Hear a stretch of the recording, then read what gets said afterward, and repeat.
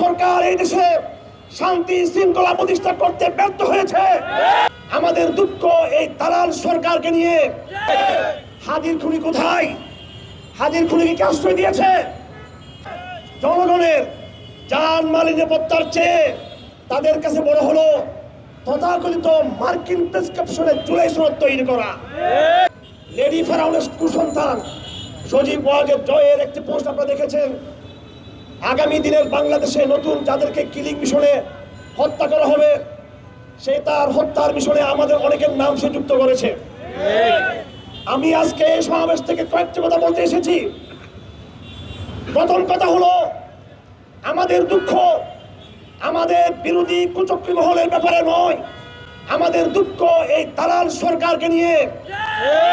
গত ১.৫ বছর সময় আমরা দিয়েছি।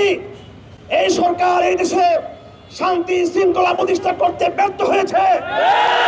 তারা কোথায় কোথায় তৌহিদবাদী মব আবিষ্কার করেছে, কোথায় রেখে কে মাজার ভাঙছে, কোথায় রেখে হিন্দুদের আক্রমণ হচ্ছে, এই সমস্ত দায় তৌহিদবাদী জনতার মধ্যে চাপিয়ে দিয়েছে।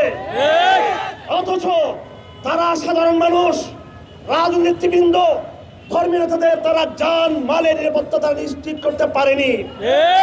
এই সরকার সর্বতভাবে ব্যর্থ হয়েছে। জনগণের জান মালের নিরাপত্তার চেয়ে তাদের কাছে বড় হলো তথাকথিত মার্কিন প্রেসক্রিপশনে জুলাই সনদ তৈরি করা। তাদের কাছে জনগণের জান মালের নিরাপত্তার চেয়ে গুরুত্বপূর্ণ হলো বন্দরকে বিদেশিদের হাতে তুলে দেওয়া।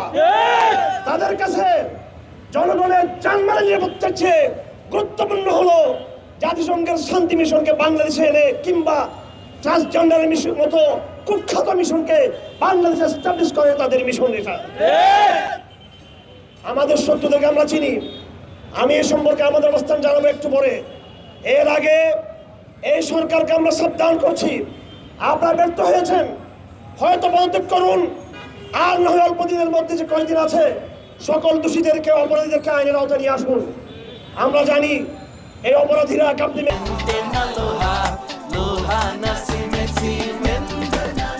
বসে আছে। হাদির খুনি কোথায়? হাদির খুনিকে কে আশ্রয় দিয়েছে? হাদির খুনি কিভাবে পালিয়ে গেল?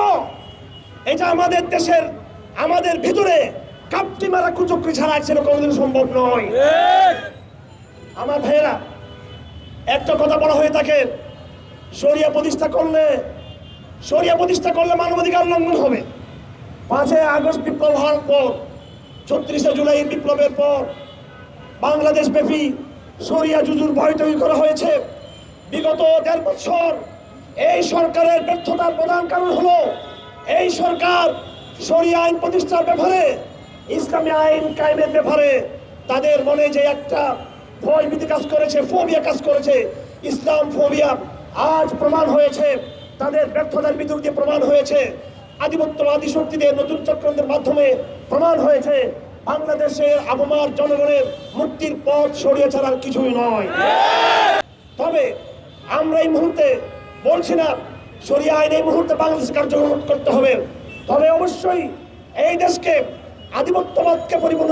আধিপত্যবাদ থেকে মুক্ত হওয়ার জন্য এবং জনগণের ইনসাফ এবং জনগণের মুক্তিকে নিশ্চিত করার জন্য ধাপে ধাপে আমাদেরকে শরিয়া আইন বাস্তবের কোনো বিকল্প নেই।